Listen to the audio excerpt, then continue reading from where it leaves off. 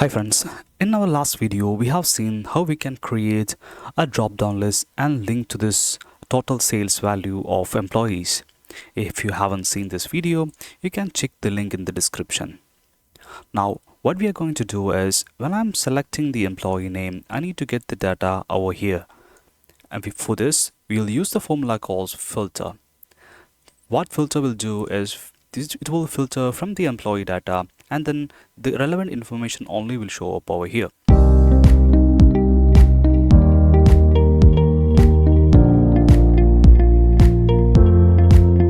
We are going to use a formula called filter equal to filter, open the bracket. After that, select the table where you have the data, click comma.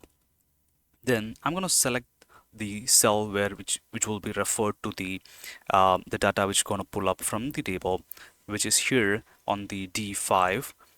D5 is equal to, when D5 is equal to this data, the employee name, then I need to bring up the information over here. Now if there is no information, I have to bring up a message called no data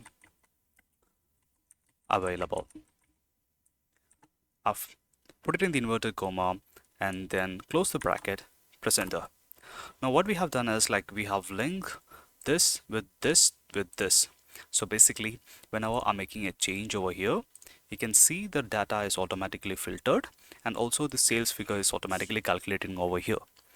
This is a useful tool if you're working on a large set of information. If you want to get it specific information, by using a drop down and a filter function, you can easily extract those information which will be useful for your analysis and calculations.